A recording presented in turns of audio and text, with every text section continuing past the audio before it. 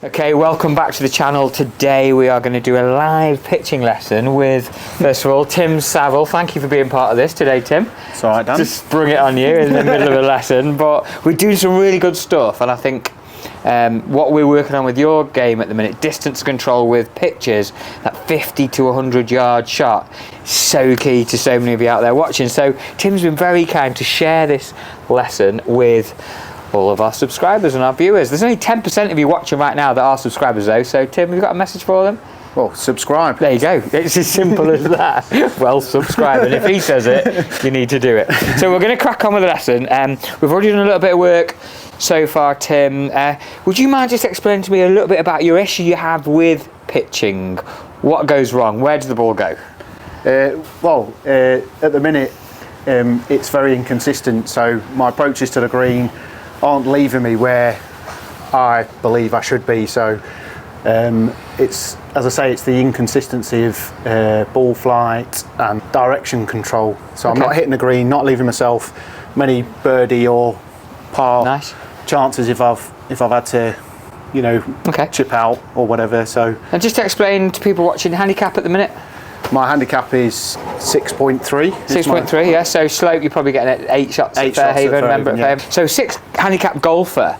You know, a lot of golfers would expect the 6 handicap golfer to have that short game nailed. If you improve this shot, this 100 yards in shot, your handicap will come down. We're looking to be a scratch golfer. It's simple as that. Yeah. We've had a chat already about becoming a scratch golfer off the tee is difficult, gaining that extra 20, 30 yards. We're in our more mature years. We're not as young and supple as some golfers out there. So the best way to get the handicap down and reduce handicap would be to focus on the short game. We've spent a bit of time putting recently. Today we're going to be zapping into that yardage. And what Tim just mentioned is he struggles with distance control.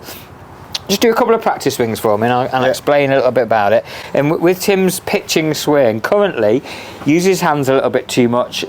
Blade closes through impact and he's not really playing the shot with his body. He's using a bit too much of the peripherals, and that's why the issue is the distance control, because sometimes the club's accelerating more than other times. So we've tried to tone it down a little bit.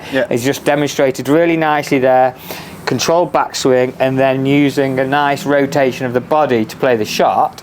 What we are looking at today is, and we've got a camera in front as well, where Tim's able to look at his left arm position in his backswing and then how his body rotates through and judge distance from that left arm. So if I said to you now, let's do an 8 o'clock left arm, what does that mean to you? So we're going to set up and do an 8 o'clock left arm.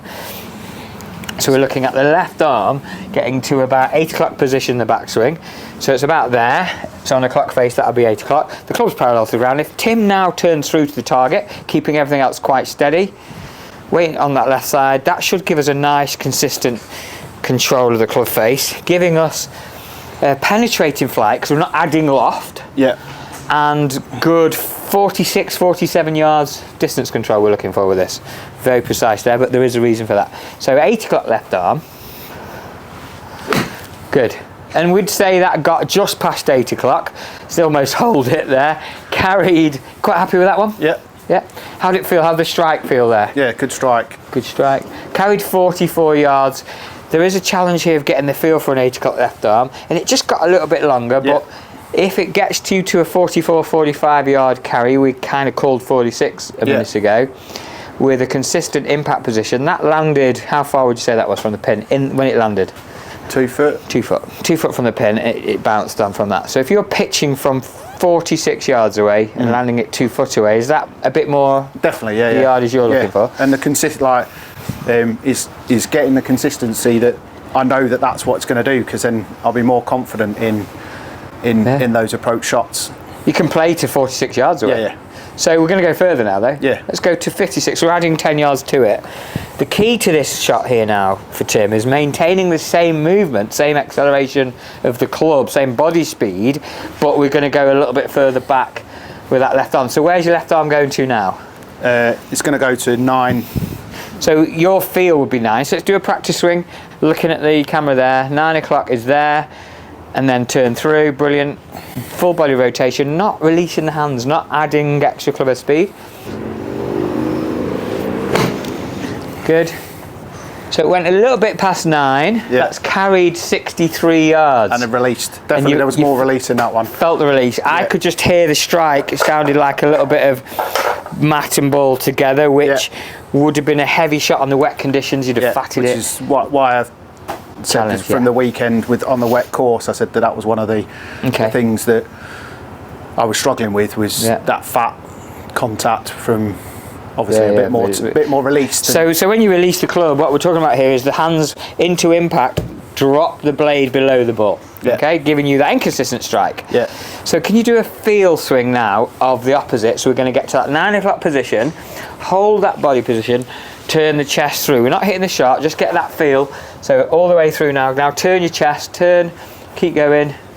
Perfect. So that's the feel that we're trying to achieve with this swing. Now, feel versus real is always quite challenging. Let's see if we can do it with the ball and get that strike. Our consequence here might be a bit late and a bit trappy, might launch a bit low. That's it. Just pause as you're doing it if you want and get that feel. Good. Better? Better, but still a little bit there, wasn't it? Release, yeah. I mean, even for a bad shot, it still carried 65, 66 yards. Yeah. We know we're looking at 56 yards here. Yeah. So there's an acceleration happening that we don't want. That's it. And the key really, so once we've got to that backswing position here, from there, turn the left hip, turn your chest, let your body rotate through to the target, and it'll keep the hands a bit more passive through impact. Good. Better strike? Yeah. Much better. That's carried 58 yards. Much more like it. So with what would have looked like a similar body speed, body rotation speed there, and felt the same to you, you brought the yardage back. Yeah. Slightly more penetrating flight, definitely you saw more that? yeah. And would you say, today there's a bit of a crosswind from left to right. Yeah. Would you be happier floating it up in the air on this wind? No, definitely want, that's more the flight I want, which is the conditions, especially around here, that you very rarely get a flat, calm day where... We're on the foul coast. Always windy. If it's not windy, there's something not right. So that's, that's definitely more the flight I would feel more confident with trying to hit into a green. So something we touched on earlier, the beauty of this technique and understanding how the body rotates. What other clubs could you play that specific shot with? Well, you could play it almost way through the bag. You could definitely go to, what we call the scoring club zone, within 120 yards. So you could be hitting 8 irons with that kind of swing. I mean, if you really want to on a windy day, with that kind of swing, that's when you can start introducing it into your longer irons to keep the ball down, keep that stinger shot. Someone, I'm sure there's a famous golfer that plays one of them. Yeah. And you can see, even if you look, I mean, you could probably, if I said to you Tommy Fleetwood golf swing. Oh, that's what this is, isn't it? Exactly. Yeah. So you show me a Tommy Fleetwood golf swing with your.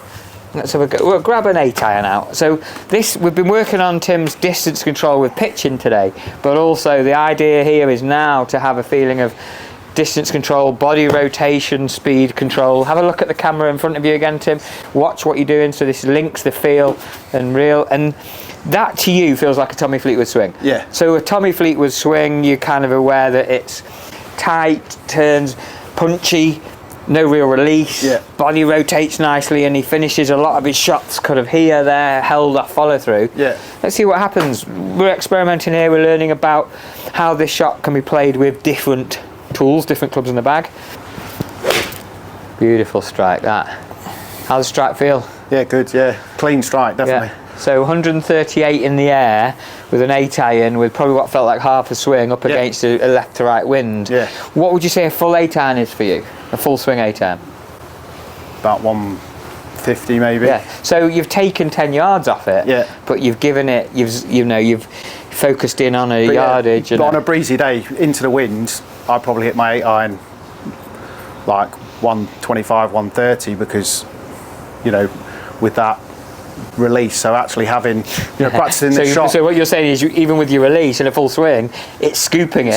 And so having that kind of, being able to bring that into my game will help as well with, hitting, especially into par 3s and stuff like that when you've got into a breeze. What a lot of people notice as they're watching here, and I'll probably be able to cut in and edit this, you're talking with your left hand here. Yeah. Right, that's what I want. Yeah. Because it's the left hand that's dominant through the shot here. You're even as you're describing the shot, I'm doing it now, you're doing it like that. You don't really want to say, when I'm playing my little 8 iron, doesn't happen. You watch some of the best players. We're not trying to emulate golf swings, obviously, and by all means using Tommy Fleetwood as a descriptive image rather than I want to be Tommy Fleetwood, but understanding the impact positions of successful golfers. There's something we call forward shaft lean. So the shaft is ahead of the blade, the body's rotated, the weight's cleared, and the chest is starting to move through to the target whilst they're maintaining the spinal angle. They're key fundamentals. You're doing all of that. And as you say, like, we've had this discussion as well, it's also something I can work on at home, as you say, because if you've got like patio doors or something like that, especially now you're getting to this time of year, you'll get that reflection where you can practice the positions and get the feel, because as you say, the hardest thing as a golfer is feel and reel is completely different, and the only way you can strengthen that connection is by seeing where it is, and then your brain will understand, so that's what 9 o'clock feels like. So I now know what 9 o'clock feels like, and then just practice it. So like you've just said there, the linking of feel and reel. If I ask you to swing to 8 o'clock and that left arm goes up here, that's clearly up to 10, 11 o'clock. More importantly, it's got to get to a point that you can feel the distance. And what in time you'll do, and this is a really good one as well, is on your wedges you might put a little sticky label. So on your 58 you might put 8 o'clock 46, 9 o'clock 56, 10 o'clock 66, and there's 3 yardages there, and I know a lot of tour players that do actually do that. So you've got 4 wedges in the back, so you've got 12 shots that you know, if you've practiced them, used our top tracer range to gap your clubs with, you can zone in on them yardages, and surely you'll start scoring better. From that. And as I think we said at the beginning, is the fact that, you know, I've always wanted to try and get as low as I can, and you know, in these discussions, the short game is definitely the right way to go. But for me now, par 5s aren't as reachable as they used to be, because I've lost that bit of distance. And par 5s have got longer. That's more what it is. It's not us. There's 600 yards. But now, you know, having that in the bag, I now know that, you know, I can lay up to a certain distance, and then you know, with honing this, then I'm still going to give myself that chance at birdie by hitting a wedge close. You just got to work on this. Let's play a couple into that flag again. So this is back to your 58, and these can be applied with all your wedges. Sab's wedge lofts are 58, 54, 50. And then your pitcher wedge, which should be probably 45, 46. And that's pretty standard nowadays. Go on, so back with your 58. We're going to control the ball flight a little bit now, so we're challenging Tim, because again, with his natural reaction of releasing that club, it pops up a bit quick, so we're going to bring the ball even lower. I'm going to mention the shank word here if we get it wrong. No fear of that. So as long as your my camera's fine. If this is the last part of the recording, well, we shanked it. So ball a bit further back now if you want. So we're going to control ball flight, nudge that ball further back, 8 o'clock left arm, and then still turning the body through, keeping the loft off the club face. That's great. What a strike that is. Problem is, at 8 o'clock de-lofting it, that's flown another 10 yards. So you could probably hear the strike there. Struck really nicely. Good compression of ground. You'd be happy with that ball flight, but it's gone 10 yards over the pin. So it's not ideal, but that's the consequence of us getting it a bit further back in your stance, creating less loft at impact. But as you say then, but like again with practice, and especially as you say, coming here with the top tracer and being able to feel those distances and stuff like that, is I can go practice that now. So I could come here, get 100 balls and just work on my short game and get those distances dialed in. So that I know that if I lean it a bit further, that I'm going to get an extra 10 yards, but also you practice for windy conditions, so you might lean it a bit forward, and that 10 yards will be taken off by the wind, or 5 yards taken off by the wind, but you've more control over where the ball's going. Definitely, that's all we're looking for. Distance control, ball control. Confidence into the green is what is... confidence to play that shot. We mentioned top tracer a few more times, maybe. This is a top tracer range here at Lytham Golf Academy. Rick Shields, you know, you're a top tracer ambassador. So is Tim Saville now. I think next time we get you on camera, we'll probably have a logo on it. I think we need to do that. I've got to say, you know, it's quite a daunting thing asking you to just get involved and do this. Tim's obviously been a client of mine for a good few years. We're good friends, and obviously everything we chat about, Tim knows he can come talk to me at any time about the golf swing. He doesn't necessarily have to come and have a coach session where I'll just intrude with the camera anyway. Really, I think it's an important part. You should have that relationship with your coach. Be able to just look down, quick chat. What's happening here? What's happening there? And this week was definitely one of those examples where didn't have the best of rounds on Saturday. You know, I've sent Dan a text saying what it is, and you know, not only does he give you what advice he can, you know, in a quick, you know, text back or a quick chat, but then, you know, we've got it in here today and we're straight back on it. So yeah, it's definitely. Yeah, Saturday night about 8 o'clock, 9 o'clock text. Yeah. Can't say I'll always spell correctly, depends how many beers I've had, but the advice is, you get the gist. The advice is there, yeah, it just might not be spelt the best way. Yeah. Come on, a couple more shots for me. So you're happy about what we've chatted about today, Tim? Yeah. So just go through that feel movement again. 8 o'clock left arm, 9 o'clock left arm, 10 o'clock left arm. Let's work on those yardages and then creating that nice strike each time. Look at that, that's going to go in the hole. Oh, you got to be happy with that. You can't see there's a grin there. There's nothing fake happening. And we would, if you shanked it, we'd leave it in as well. You might take my dad out who's picking the balls there. Yeah, we might have to. You'd see us run off camera trying to check that his dad's all right. Yeah. But. Go on again, another one.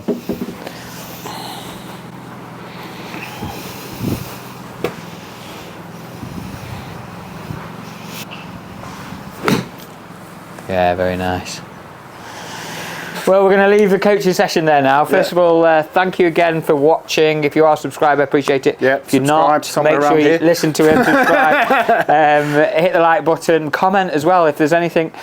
Maybe me and Tim can work on that. If you think there's any other areas of his game he needs to improve, we've got a long list, haven't we? Yeah, exactly. Yeah. But we are on a little journey. We're going to be trying to get Tim down to that scratch golf standard. He's not a million miles away. Short game, as he mentioned himself, is the key. And if you want to come along with us, we'd appreciate it. And I'm sure we'll be back on again at some point, and we can tell you how I'm getting on. Probably in a bar. Yeah. Crying. Cheers, bud. Thank you. Cheers, mate. Thanks a lot. See you later.